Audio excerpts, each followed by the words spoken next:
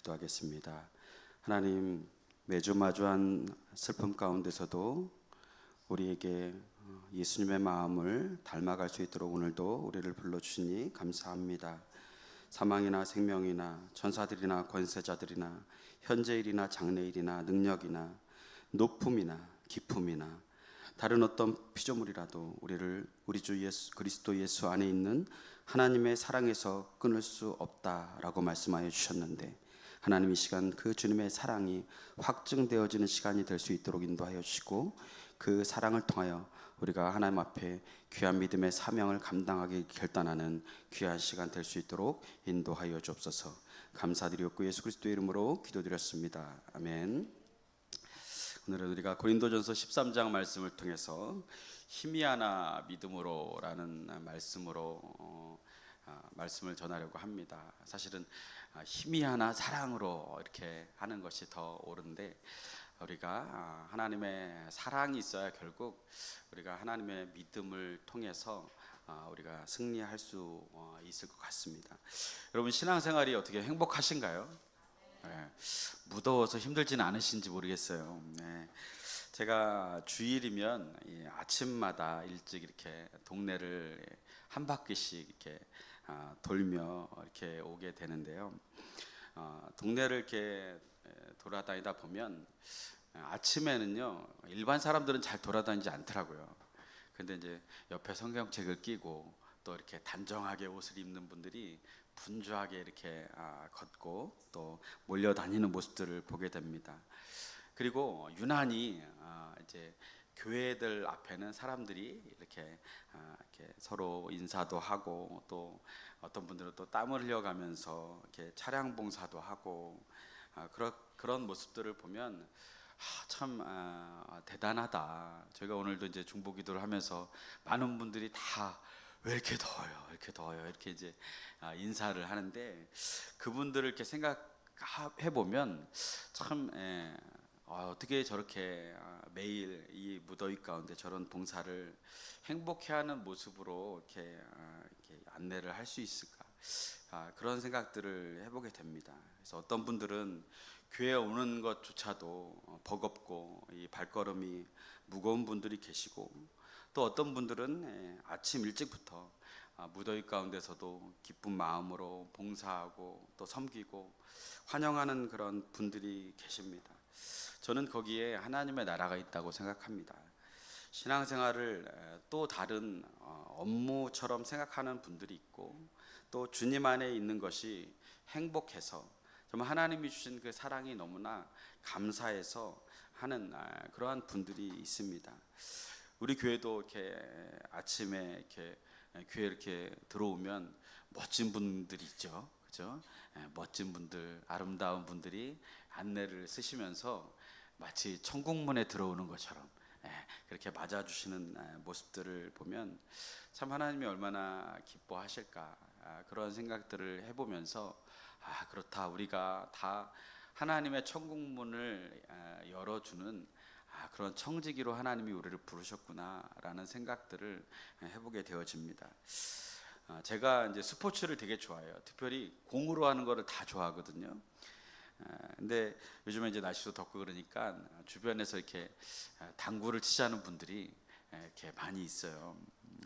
당구를 잘하는 건 아니지만 그래도 이제 제가 좋아하는데, 저보다 더 좋아하는 목사님이 제 주변에 계셔가지고 쉬는 날이면 이렇게 가끔 이렇게 전화를 주세요. 근데 그분을 보면 당구 칠 때 그렇게 은혜스러워요. 너무너무 행복해하는 모습에 감탄을 자아냅니다.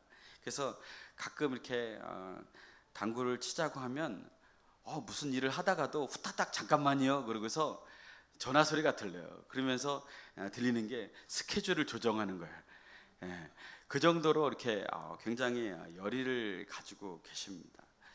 근데 또 게임을 하다 보면 잘 될 때는 막 그렇게 막 기쁘고 환하게 웃는데, 안 되면 막 이제 얼굴이 울그락불그락해지고 막 또 이제 약간 투덜거리기도 하고, 그러면 모습을 보면 참 아이 같기도 하고, 또 정말 목사님이 당구를 너무너무나 사랑하시는구나, 그런 생각이 들 때가 있습니다. 당구 때문에 웃고 당구 때문에 울고, 우리가 무엇 때문에 웃고 무엇 때문에 우는지를 보면 내가 사랑하는 것이 무엇인지를 우리가 알게 되는 것 같아요. 결국 여러분들이 기도하는 것도 다 여러분이 좋아하는 것을 위해서 아마 기도하리라고 생각이 되어지는데, 말씀을 준비하면서 그런 생각이 들더라고요. 과연 나는 복음 때문에 기뻐하는 삶을 살아가고 있는 사람인가? 아니면 또 복음 때문에 눈물을 흘릴 만큼 예수님을 사랑하고 있는 것일까? 라는 질문들을 저에게 던져보았습니다. 오늘 본문을 기록한 사도 바울은 복음이면 만족한 사람이었고 복음 때문에 행복한 사람이었습니다. 왜일까요? 그의 일생은 예수님만을 사랑하는 인생이었기 때문에 그렇습니다. 우리에게 아마 잃어버린 그런 행복이 있다면 그것은 우리 가운데 가장 채워져야 할 하나님의 사랑이 결핍되어 있지 않은가, 우리는 그것들을 돌아봐야 합니다. 신앙생활을 하면서도 가끔 이렇게 지치고 낙심되고 그런 이유들을 보면 사실 우리가 환경이 나빠져서 또 사람들과의 어떤 관계, 물론 그런 부분들도 있겠지만 사실은 우리 안에 하나님의 사랑이 결핍되어져 있지 않나, 그런 생각들을 해보게 됩니다. 우리가 사는 이 시대는 과거 어느 때보다도 정보도 넘치고 또 기술이 발전했지만 신앙을 보면 정말 믿음이 있나? 믿음을 가지고 살아가는 게 맞나? 희미해져 가는 그런 모습들을 보게 됩니다. 예배는 형식적으로 바뀌고 또 기도는 종교적인 습관에 머물 때가 많고 믿음은 감정에 휩쓸려서 좋았다가 안 좋았다 흔들리는 것 같고, 이러한 혼란한 삶의 문제는 사실 오늘날의 문제가 아니라 성경에서 오늘 이야기하고 있는 초대교회 가운데서도 이러한 문제들이 지속적으로 일어나고 있었다라는 것을 생각할 때 역사적으로 이러한 신앙의 갈등과 또 어려움들은 계속 진행되어 오고 있음을 우리가 깨닫게 되어집니다. 특별히 고린도 교회는 하나님으로부터 참 많은 은혜와 복을 받은 교회로 기록되어 있습니다. 그래서 그 교회는 정말 풍요롭고 또 성공하고 또 신앙적으로도 은사도 많고, 그래서 참 이 외형적으로 볼 때는 많은 교회들이 흠모할 만한 그런 교회였습니다. 그러한 복 가운데도 특별히 이런 은사가 굉장히 이 고린도 교회에 많이 일어났는데, 그 가운데서 예언과 방언과 지식의 은사를 가장 큰 은혜로 여겼음을 우리는 성경을 통해서 오늘 보게 됩니다. 예언의 은사를 받아서 권위 있는 예언자가 되면 얼마나 큰 영광이 되겠습니까? 하나님과 같은 그런 권위를 아마 누릴 수 있다라고 많은 사람들이 생각했던 것 같습니다. 특별히 유대인들은 구약 시대부터 전해 내려온 그런 예언자의 사역들을 통하여서 예언의 은사가 더 흠모가 되고 더 따라가고 싶은 그러한 하나님의 그런 은혜였을 것입니다. 근데 이런 예언의 은사를 받아서 예언의 일을 하는 것이 너무나 선망이 되었다라는 것입니다. 또 다른 은사인 방언은 그 당시에 사람들로 하여금 천사의 언어다라고 사람들이 이해했습니다. 그래서 천국의 언어로 생각하기 때문에 나도 저 천사의 언어로, 천국의 언어로 기도할 수 있으면 얼마나 좋을까. 그러면서 이 방언의 은사를 받는 성도들도 또한 부러움의 대상이 되었습니다. 지식의 은사는 어떨까요? 성경에 나오는 모든 말들과 약속들을 깨달을 수 있고 또 그것을 가르칠 수 있는 선생이 되어지는 그러한 모습들을 보면 사람들이 나도 저렇게 정말 성경을 잘 알고 싶은데, 나도 성경을 잘 깨달았으면 좋겠는데 라는 부러움을 샀을 것입니다. 그렇기 때문에 이 교회 안에서 예언과 방언과 이런 지식의 은사를 받은 자를 부러워했고, 받은 자들은 그것을 자랑하며 일삼았다라는 것입니다. 그런 은사를 받기를 고린도 교회 성도들을 늘 간구했다라는 것이죠. 은사는 성령께서 믿는 자에게 주시는 특별한 능력이죠. 자기 자신을 위한 것이 아니라 공동체의 유익과 하나님의 영광을 드러내도록 우리에게 주셨다라는 것이죠. 그래서 에베소 4장에 보면요, 이는 성도를 온전하게 하여 봉사의 일을 하게 하며 그리스도의 몸을 세우기 위함이라 라고 우리에게 말씀해 주고 있습니다. 우리의 은사는 큰 목적이 있는데 그것은 그리스도의 몸을, 그리스도의 교회를 세워나가기 위해서 주셨다라는 사실입니다.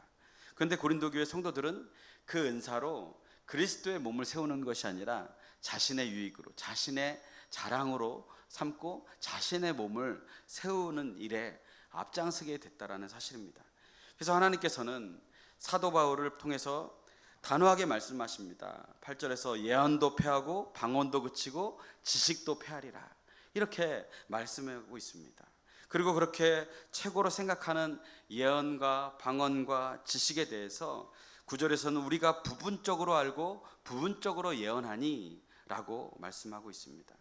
알다시피 수많은 예언자, 선지자들이 하나님께서 주신 이 예언의 말씀을 전했지만 그들이 하나님의 뜻을 온전히 다 안 것이 아니었습니다. 아무리 많은 지식을 가지고 있다 하더라도 인간이 가진 지식은 늘 불완전하기 마련입니다. 부분적으로 알 뿐입니다.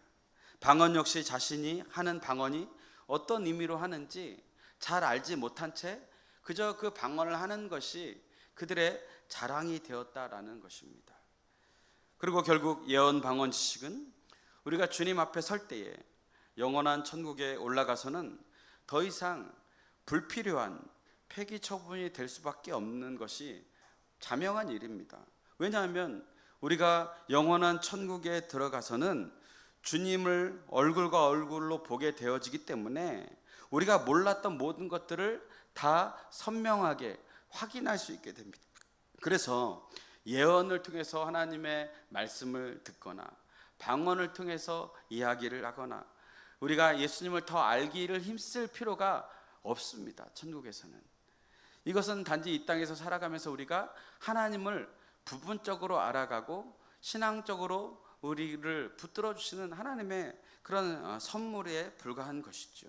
그런데 이것이 그들에게 자랑이었고 또 그것이 자신의 어떤 신앙의 눕히고 성숙도로 여겼던 사람들이 바로 고린도 교회에 많이 있었다라는 사실입니다.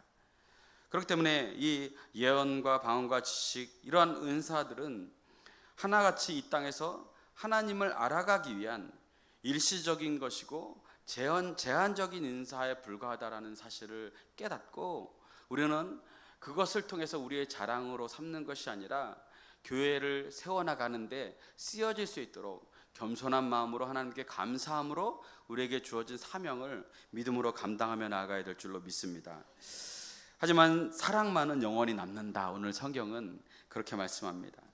사랑으로 한 모든 일들만은 하나님께서 기억하여 주시고 상 주신다 라고 오늘 사도 바울은 이야기하고 싶은 것입니다. 그래서 사도 바울은 복음을 전하면서도 그가 얼마나 수많은 기적과 이적과 은사들을 행했습니까? 그러나 그 모든 것을 다 사도 바울은 자랑한 일이 없습니다. 오직 나의 자랑은 나를 위해 피 흘리신 예수 그리스도 뿐이다 라고 그는 자랑하고 있다라는 사실입니다. 오늘 찬양하면서 참 은혜가 되더라고요. 매일 마주한 슬픔 가운데서 나를 위로하시는 그 하나님의 마음으로 견딜 수 있도록 그 주시는 그 하나님의 음성이 참 저에게 큰 위로가 됐습니다. 목회를 하면서 세상적으로 보면 왜 부러운 게 없겠습니까? 왜 하고 싶은 게 없겠습니까? 그러나 그럼에도 불구하고 그 모든 것보다 하나님이 나와 함께 계시고 하나님이 나를 위로하시고 하나님의 마음으로 이 땅에서의 삶을 하루하루 견뎌가게 하는 그 삶을 바라보며 참 저는 그 은혜가 너무나 귀하다는 생각을 하게 됩니다. 하나님의 말씀이면 족합니다. 하나님의 은혜이면 족합니다. 하나님의 사랑이면 족합니다. 그 마음을, 이 말씀을 준비하면서도 계속 마음에 되새기는 것입니다. 때로는 나의 현실이 내가 원하는 기대치로 이루어지지 않을 때가 많이 있죠. 그러나 지나보면 그것도 하나님의 은혜였음을 깨닫게 됩니다. 그 순간 내 뜻대로 되었으면 내가 과연 하나님을 이처럼 사랑할 수 있을까? 그 순간 내가 원하는 대로 하나님이 다 이루어 주셨다면 내가 하나님이 기뻐하시는 삶을 살아갈 수 있을까? 저는 그러한 것들을 생각해 볼 때마다 참 다행이다 라는 생각들을 해보게 됩니다. 그러므로 우리가 은사가 부족하고 방언을 못하고 하나님을 아는 지식이 부족하다고 낙심할 필요가 없습니다. 그것은 하나님을 부분적으로 알 수 있는 것이기는 하나 영원하지는 않습니다. 하나님을 믿는 데 도움이 되지만 영원하지 않습니다. 그 대신 영원한 가치를 가진 그 사랑을 여러분들이 사모해야 될 줄로 믿습니다. 오직 하나님을 사랑함으로 행한 일들만이 영원히 하나님이 기억해 주시겠다라고 우리에게 말씀해 주고 있습니다. 오늘도 우리를 통해 감당케 하신 일들을 하나님 앞에 사랑으로 감당하는 성도가 되어지길 바랍니다. 무더위 가운데 얼마나 지치고 짜증나고 누가 나를 건들면 감정이 막 복받쳐 오를 그러한 상황들이 얼마나 우리 가운데 있습니까? 그런데 이 모든 것들을 하나님의 사랑의 관점으로 여러분들이 해석하고 그것을 사랑으로 행하려고 한다면 그것을 통해서 주시는 하나님의 은혜가 우리의 심령에 충만히 임하게 되어질 줄로 믿습니다. 오늘 본문은 사도 바울이 고린도 교회의 본질적인 문제를 향해서 외친 절규와도 같습니다. 참된 신앙의 본질로 돌아갈 것을 계속해서 촉구하고 있습니다. 그래서 12절에 보면 우리는 지금 희미하게 보나 그때는 얼굴과 얼굴을 대하여 볼 것이라 이렇게 이야기를 하고 있습니다. 미래를 알 수 없는 현실 속에서도 희미한 믿음처럼 보이지만 끝까지 남는 것은 하나님을 사랑하는 그 마음, 하나님을 사랑하는 진리를 우리는 붙들어야 함을 성경은 우리에게 말씀해 주고 있습니다. 고린도 지역은요, 지리적으로 굉장히 발달된 지역입니다. 우리가 잘 아는 것과 같이 아가야의 중심과 같은 도시입니다. 무역이 활발하게 이루어졌고 많은 문화와 사상이 교차했던 곳입니다. 경제적인 번영과 이러한 철학의 다양성 속에서 점점 신앙은 세속화되어져 갔습니다. 그래서 바울이 2차 전도 여행 때 AD 50년경에 이 고린도 교회에 머물면서 1년 6개월 동안 성도들을 가르치고 양육하고 복음을 전하고 교회를 세웁니다. 그러나 그가 떠난 후에 고린도 교회는 여러 가지 문제에 직면하게 되어지고 그 문제를 해결하기 위해서 바울에게 도움을 요청합니다. 교회가 분열되기 시작했습니다. 고린도전서 1장에 보면요, 나는 바울에게, 나는 아볼로에게, 나는 게바에게 이러면서 각자 자신이 따르는 리더, 지도자들을 내세우면서 교회 안에서 내가 정통파야, 내가 믿는 이 믿음이 바른 거야, 어떤 신앙의 주도권을 갖고자 자신들의 스승의 이름을 앞세워서 교회에서 분열이 일어나게 됐다라는 것입니다. 우상 앞에서 하던 성전 문화와 성전의 부도덕이 교회 안에 빈번하게 일어나기 시작했습니다. 우상 숭배가 심각해졌습니다. 그런데 더 문제는 그럼에도 불구하고 교회 안에서 그러한 것들이 심각한 문제로 받아들여지지 않았다라는 것입니다. 심각한 문제로 받아들이지 않으니까 어떻겠습니까? 전혀 회개함이 일어나지 않습니다. 그저 그것을 문화로 수용하게 됐다라는 것입니다. 사회가 발전하고 또 풍요롭고 성공적인 그런 인생들을 살아가는 것 같습니다. 오늘날 교회 안에도 이러한 세상의 여러 가지 문화와 또 혜택과 그런 성공의 모습들이 자리 잡고 있습니다. 그런데 문제는요, 그것을 우리가 분별할 수 있는 지혜를 가지고 있지 않다라는 게 문제입니다. 그것을 분별하지 않을 때 결국 우리의 마음 가운데는 무감각한 신앙이 자리 잡게 되어지고 그 무감각한 신앙은 우리가 하나님을 믿는 믿음으로부터 점점 멀어지게 한다라는 사실입니다. 무엇이 죄인지를 깨닫지 못하고 무엇이 하나님이 기뻐하시는지를 깨닫지 못한 채 내가 기뻐하는 것이 하나님이 기뻐하시는 것이고 내가 잘 되는 것이 하나님 앞에 성공하는 길이라고 착각하며 살아가는 모습들이 오늘날 교회 안에 너무나 많은 것입니다. 고린도 교회 안에 이러한 문제들이 심각하게 발생을 한 것입니다. 그런데 이러한 문제들만 발생하면 다행인데 성령의 은사가 이 교회에 충만했다라는 사실입니다. 성령의 은사를 자랑하며 그 성령의 은사를 통하여서 서로를 비난하고 또 불평하고 시기하는 모습들이 그 교회 가운데 일어났다라는 사실입니다. 그래서 서로를 향한 존중과 배려가 사라지고 은사가 남용이 되어지고 이것이 결국 공동체를 병들게 하는 그러한 모습으로 나타나게 됐다라는 것입니다. 오늘날 한국 교회 안에도 이러한 모습들이 너무나 많지요. 예수님을 따르기보다 자신이 선호하는 목회자를 따라 신앙생활을 하는 사람들이 늘어났습니다. 그래서 인터넷에서 퍼지고 있는 많은 그러한 설교들을 들으며 오늘은 이곳에서 오늘은 저곳에서 목회자를 취향에 따라 선택하며 가려가며 신앙생활하는 그런 기러기 신자들이 얼마나 많이 생겨났는지 모릅니다. 그래서 해마다 이 교회 저 교회로 수평 이동해서 교회를 다니는 사람들이 매년 수천 명에 이릅니다. 오늘은 이쪽에서 교인이 되었다가 오늘은 저쪽에서 교인이 되었다가 정체성이 없는 신앙의 혼란 가운데 자신은 잘 믿고 있다, 그러나 교회가 올바르지 않다라고 평가하며 이 잘못된 신앙 가운데 살아가고 있는 모습들이 얼마나 많이 모른지 모릅니다. 제가 어떤 책을 읽었는데요, 아프리카 케냐의 어떤 선교사님이 사역을 하며 복음을 전하고 원주민들에게 이제 가르치는 거예요. 근데 그 원주민들이요, 교회 와서 막 조는 거예요. 그러면서도 교회를 꼬박꼬박 나와요. 그런데 그곳에서 이제 신앙을 가르치고 또 신자가 되었는데, 이 원주민들의 특징이 뭐냐면 그 선교사님한테 말씀을 배우고 교회에 등록하고 정착하면 평생을 그곳에서 신앙생활을 한다라는 거예요. 목회자의 설교가 중요하지 않아요. 교회의 규모가 중요하지 않아요. 나에게 잘하고 못하고가 중요하지 않아요. 그냥 자신이 구원받고 자신을 사랑해주는 그 교회에 대해서 그 마음을 가지고 끝까지 그 교회를 지킨다는 거예요. 그래서 멀리 이사를 가도 또 시집장가를 가도 교회를 절대 바꾸지 않습니다.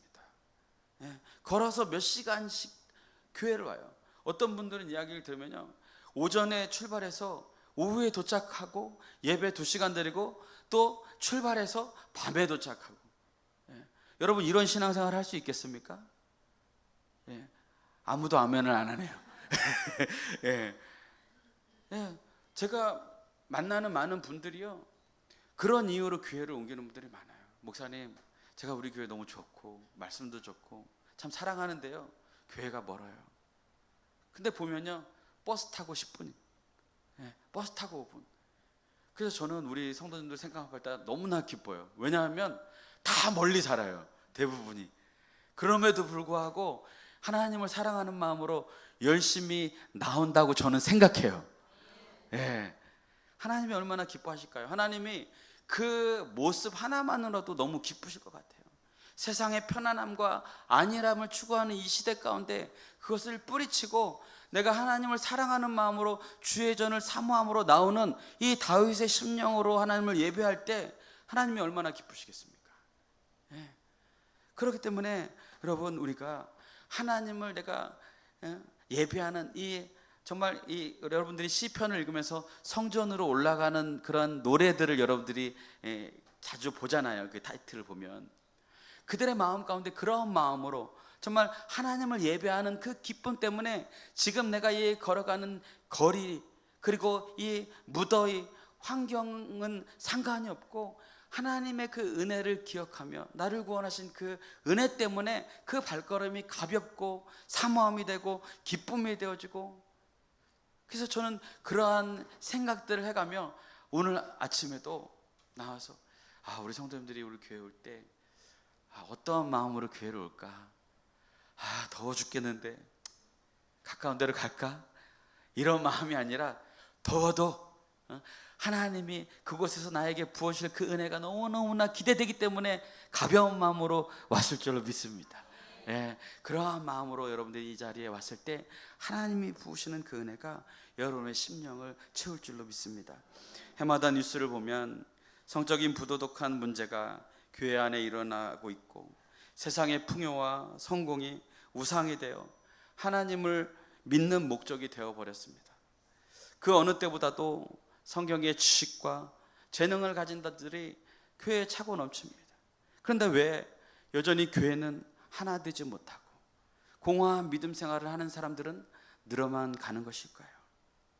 우리는 사회의 문제도, 직장이나 가정의 문제도, 그리고 교회 안에서의 문제도 그 원인을 다 다른 사람이나 환경에서 찾을 때가 많습니다. 그러나 그 이면에 더 중요한 것이 있다라고 지금 사도 바울이 우리에게 일러주고 있는 것입니다. 이러한 상황 속에서 바울은 13장에서 영원히 사라지지 않을 유일한 가치를 잃어버렸다라고 하면서 그것은 바로 사랑의 회복이다 라고 말씀하고 있는 것입니다. 이 신앙의 본질로 돌아가야 합니다. 우리가 알지만 행하지 못하는 이 사랑의 본질을 우리가 이 시간 깨닫기를 원합니다. 우리는 때로 기도해도 응답이 없고, 말씀을 들어도 감동이 없고, 예배를 드려도 기쁨이 없을 때 우리의 마음이 흔들립니다. 우리의 믿음이 흔들려요. 믿음 생활을 하는데 나아지는 것이 아무것도 없어 보입니다. 내가 바라고 원하는 것이 잘 이루어지지 않아요. 그렇다 보면 신앙생활에 회의가 올 때가 있습니다. 수고하고 노력한 믿음의 결과가 눈에 선명하게 보이면 좋은데, 우리가 믿으면 믿을수록 하나님의 역사가 희미해져 보일 때가 너무나 많습니다. 세상에서는 노력한 결과를 이렇게 쉽게 볼 수가 있는데, 지금 내가 예배하고 기도하는 것이 제대로 된 신앙인지, 이것이 정말 하나님이 기뻐하시고 하나님이 받으시는 예배인지 너무나 힘이 탈 때가 있습니다. 그러나 바로 이 희미한 신앙의 모습을 통해서 바울이 오늘 12절에서 그렇게 얘기하는 겁니다. 우리가 지금은 거울을 보는 것 같이 희미하나. 여러분, 그렇지 않습니까? 우리의 신앙에 뭐가 보입니까? 어떠한 비전이 여러분에게 보이십니까? 가끔 여러분도 이런 경험을 하실 거예요.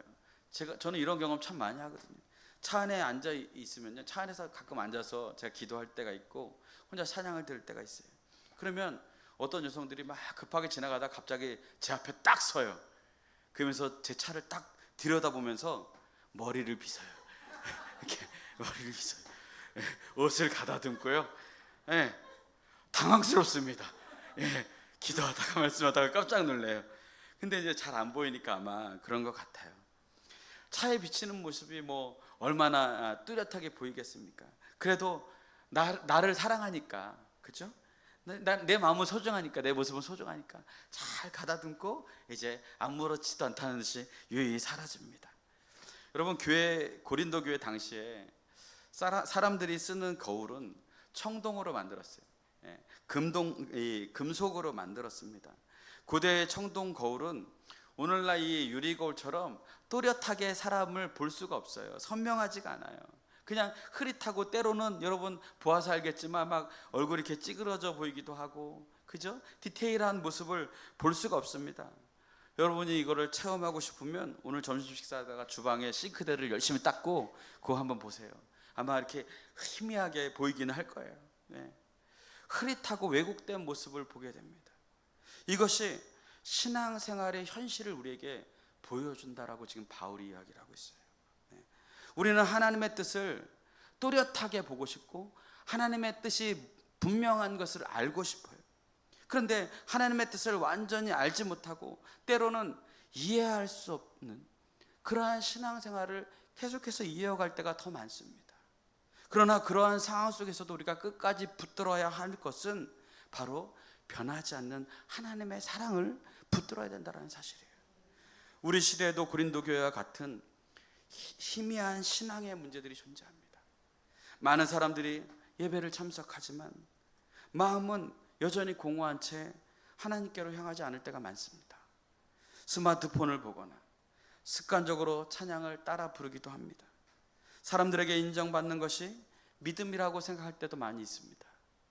누군가는 봉사를 많이 하고 누군가는 기도를 많이 한다며 다른 사람들을 판단하기도 합니다. 섬김은 사랑 없이 경쟁이 치열해집니다. 감정이 좋을 때만 예배드리고 기분이 나쁘면 기도를 멈춥니다. 헌신보다는 서비스를 원합니다. 신앙이 기분에 휘둘리는 시대가 되었습니다. 코로나 이후 온라인으로 예배를 드리는 문화가 생겼지만 예배 드린다라는 명분만 생겼을 뿐 많은 사람들에게 신앙의 깊이를 잃어버리는 문제점을 만들어냈습니다. 하나님 앞에 드리는 신앙이 되어야 하는데 받는 신앙에 익숙해지다 보니까 기도를 해도 예배를 드려도 다 나를 위한 그러한 예배에 머무를 때가 많습니다. 깨닫는 것도 어린아이 같고 생각하는 것도 어린아이와 같은 신앙으로 살아가게 되는 것이죠. 이러한 시대적인 흐름 속에서 우리는 다시 바울의 외침을 들어야 합니다. 13절에 보면 이제는 믿음, 소망, 사랑 이 세 가지는 항상 있을 것인데 그 중에 제일은 사랑이라. 어린아이 같은 신앙을 버리고 장성한 분량에 이르려면 사랑이 회복되어야 될 줄로 믿습니다. 그래서 고린도서 13장의 사랑을 바울이 강조하고 있는 거예요. 하나님은 언제나 희미한 현실 속에서도 사랑으로 살아내는 자들을 붙들어 사용하십니다. 그들의 믿음은 명확하지 않지만 끝까지 사랑을 붙들어야 했습니다. 그래서 고린도서 12장과 14장에서는 은사를 이야기를 하죠. 그들의 자랑은 은사였습니다. 그들의 신앙의 성숙도는 은사였어요. 그런데 사도 바울은 아니다, 은사를 자랑하고 은사를 통하여 너희들의 신앙을 드러내는 것은 어린아이 같은 미성숙한 믿음이다. 진정으로 성숙한 믿음은 사랑이다 라고 사도 바울이 가르치고 있다는 거예요. 그러므로 여러분 너무 은사 찾지 않아도 됩니다. 내 마음에 오히려 하나님을 사랑하는 마음을 부어주십시오. 이게 더 큰 은사요, 더 큰 그런 믿음의 성숙함임을 믿으시길 바랍니다. 하나님은 아브라함에게 본토 친척 아버지의 집을 떠나라고 말씀하셨습니다. 어디로 가야 할지 몰랐습니다. 목적지도 이야기하지 않았습니다. 미래가 불투명하고 보장된 것이 아무것도 없습니다. 왜 하나님을 믿어야 하는지 알 수 없습니다. 그러나 아브라함은 하나님을 신뢰했습니다. 하나님의 말씀을 믿었습니다. 그리고 순종했습니다. 그 삶을 통해 믿음으로 사는 자는 복을 받는다라는 그런 교훈과 함께 믿음의 조상이 되었습니다. 우리의 믿음 생활이 막연하게 느껴질 때가 있습니다. 하나님을 믿으라고 하는데, 하나님을 기쁘시게 하라고 하는데, 하나님께 영광 돌리라고 하는데 과연 우리는 어떻게 살아가야 하는 것인가? 어떠한 것이 하나님을 믿는 것이고 어떠한 것이 하나님 앞에 복받는 인생인가? 막막해질 때가 많이 있습니다. 세상에서는 안정되고 즐기던 것을 주님을 믿는 순간 떠나보내야 합니다. 마치 아브라함이 본토 친척을 떠났던 것처럼 그 모든 것을 떠나서 막막하지만 하나님이 가라고 하는 그 가라는 명령만 의지해서 나아가는 것입니다. 주님이 명령하신 말씀대로 살아가는 것이 그래서 두렵습니다. 어디로 가야 하는지 목적지를 알 수 없고 이렇게 갔을 때 과연 내 인생이 어떻게 보장되어질지도 우리는 알 수 없습니다. 그렇기 때문에 두려운 것이죠. 눈에 보이는 현실이 더욱 크게 느껴지고 신앙생활은 구원을 위한 그저 보험을 들어두는 것과 같이 살아갈 때가 너무나 많이 있습니다. 욥은 이해할 수 없는 고난 속에서도 하나님을 사랑함으로 신뢰했습니다. 욥은 물질의 복과 자녀의 복이 가득한 남부러울 것 없는 세상에서 성공한 사람이었습니다. 더군다나 그의 믿음 또한 당대 의인으로 여겨질 정도로 그는 뭐 하나 빠지는 것이 없이 축복된 인생을 살아가고 있었습니다. 그러나 그 인생이 한순간에 무너져 내립니다. 그럼에도 불구하고 그의 믿음은 전혀 흔들리지 않았고 하나님을 끝까지 신뢰했습니다. 그리고 그는 하나님을 신뢰하는 단 한 가지의 목적과 방향성을 이야기하는데 욥기 23장 10절에서 내가 가는 길을 그가 아시나니 그가 나를 단련하신 후에 내가 정금과 같이 나으리이다. 하나님께서 나를 정금과 같이 사용하실 것을 믿었기에 지금의 고난과 시련과 어려움 속에서도 하나님을 사랑하는 것을 포기하지 않았습니다. 그래야 할 때 우리가 잘 아는 것처럼 그의 결말은 이전보다 더욱더 풍성한 하나님의 은혜를 누리게 됐다라는 사실입니다. 그는 하나님의 뜻을 희미하게 이해했지만 사랑으로 하나님을 붙들었습니다. 우리의 삶에도 수없이 많은 시험과 어려움들이 존재합니다. 때로는 누리고 있던 모든 것을 잃기도 합니다. 건강, 물질, 직장, 또 사람들도 떠나갑니다. 안정된 삶이 흔들리는 것 같습니다. 그럴 때 우리의 믿음은 점점 희미해질 수밖에 없습니다. 그러나 그럴 때 하나님은 완전하십니다. 하나님은 신실하십니다. 그리고 하나님은 나를 사랑하십니다. 그 믿음을 가지고 우리가 그 희미한 상황과 현실 속에서 영원한 가치를 따라 하나님의 말씀만을 신뢰하며 살아갈 때 하나님은 결코 우리를 포기하지 않는 줄로 믿습니다. 마리아는 성령을 통해 이해되지 않는 임신의 현실 속에서 하나님의 뜻을 받아들입니다. 당시에 결혼을 하지 않았는데 임신을 했다라는 것은 사회적으로 버림받거나 매장당할 수밖에 없는 일이었습니다. 여성으로서 사회적인 지위도 없었고 살아갈 일도 막막해지는 것입니다. 우리는 성경을 통해 이 동정녀 마리아의 삶을 알고 있기에 은혜의 말을 듣고 또 그 현실은 비참하고 원망스러운 현실일 수밖에 없지만 그는 여전히 하나님을 사랑하는 마음으로 그가 그 하나님의 말씀을 받아들이는 것을 보게 됩니다. 천사의 말을 듣고 주의 여종이오니 말씀대로 내게 이루어지이다. 말씀대로 내 삶 가운데 이루어지기를 소망합니다. 그것이 하나님의 뜻이라면 내가 하나님을 사랑하기 때문에 지금 나의 현실은 이렇게 부끄럽고 힘들고 어렵지만 하나님의 뜻이기에 하나님의 뜻은 완전하시고 선하시기에 이루어지기를 원하나이다. 이 믿음이 우리 가운데 있어야 될 줄로 믿습니다. 마리아는 그 상황을 온전히 이해할 수 없었지만 하나님의 사랑을 믿었기에 순종할 수 있었습니다. 우리의 삶에 하나님은 말씀을 통해 현실을 뛰어넘는 믿음을 요구하실 때가 있습니다. 희미하게 보일 뿐 나에게 불이익처럼 보이고 받아들이기 힘든 상황이지만 하나님을 사랑함으로 그 약속을 믿고 감당할 때 그 누구도 경험할 수 없는 하나님의 영원하신 그 축복과 은혜가 우리 가운데 임하게 될 줄로 믿습니다. 톨스토이가 책을 많이 썼습니다. 그 중에 사람은 무엇으로 사는가라는 단편집이 굉장히 유명하죠. 그 책에는 하늘에서 하나님의 명령을 어기고 인간 세계에 쫓겨난 천사가 등장합니다. 그 천사의 이름은 미하일입니다. 그가 인간의 삶을 이해하지 못한 채 떠돌아다니다가 구두장이 세몬이라는 사람을 만나게 되고 그의 도움으로 그의 집에 거하면서 구두 수선의 일을 배우고 그 배운 일을 통해서 손님들을 많이 맞이하게 됩니다. 그리고 그 손님들을 마주하면서 그는 하나님이 이 땅 가운데서 주셨던 그 세 가지 의미, 그 질문에 대한 해답을 얻게 되어집니다. 그리고 이 인간 세상에서 세 가지 진리를 배워서 다시 하늘로 올라가게 돼요. 그 첫 번째가 사람 안에 있는 것은 무엇인가? 두 번째는 사람에게 주어지지 않은 것은 무엇인가? 세 번째로 사람은 무엇으로 사는가?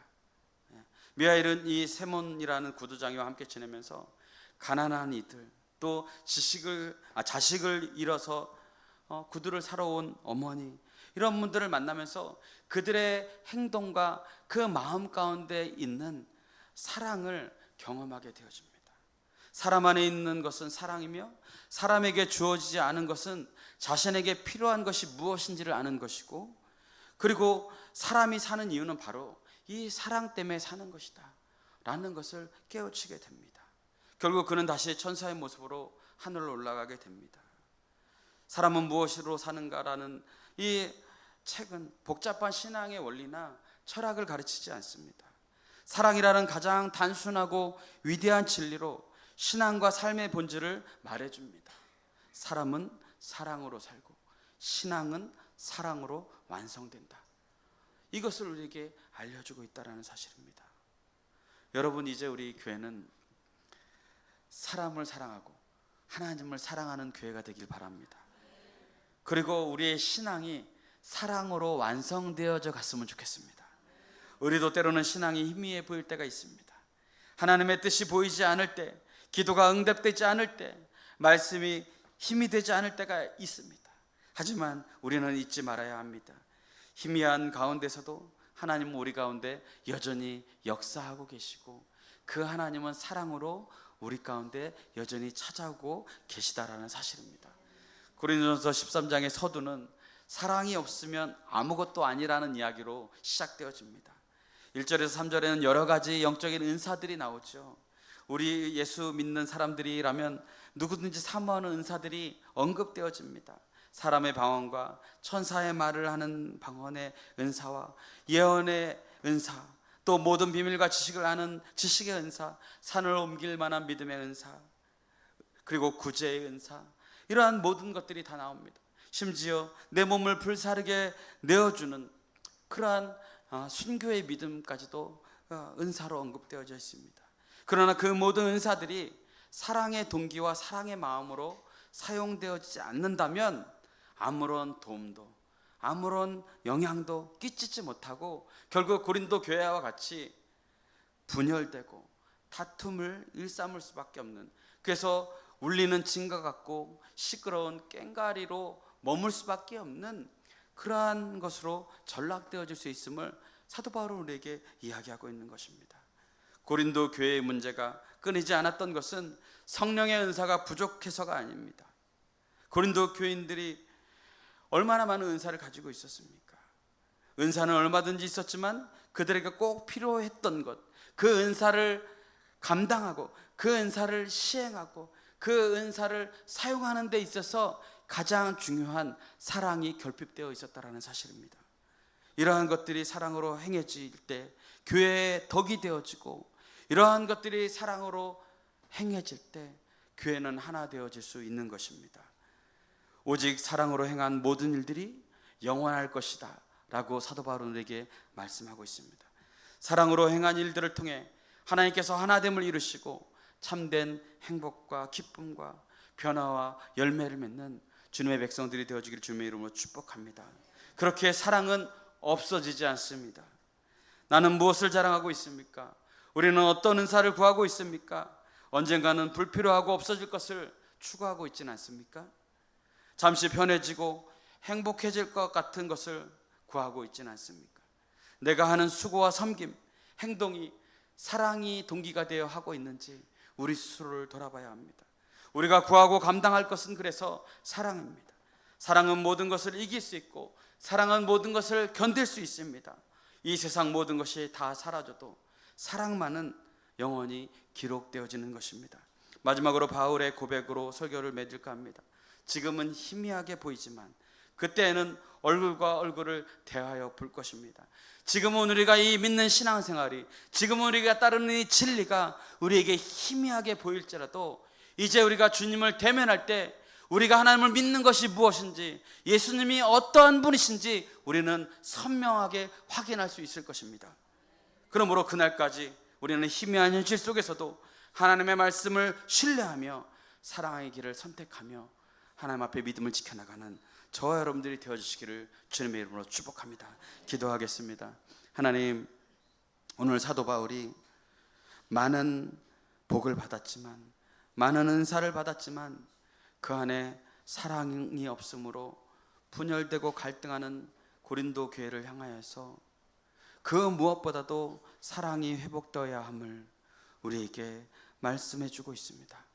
하나님, 우리가 하나님을 오랫동안 믿어왔고 또 여러 가지 은사를 통하여 하나님 앞에 섬기고 헌신하고 노력했지만 과연 그 가운데 하나님의 사랑으로 행한 것이 무엇이 있는지 깨달을 수 있도록 하나님 인도하여 주시고, 지금이라도 우리의 삶 가운데 희미해 보이고 또 불확실해 보이는 그러한 믿음의 삶이라 할지라도 우리가 하나님의 말씀을 신뢰함으로 하나님을 사랑하기를 힘쓰며 그 사랑을 통하여 이 세상을 변화시켜 나가는 사랑의 사도로서 우리가 우리 인생을 살아가는 귀한 성도들 다 될 수 있도록 인도하여 주옵소서.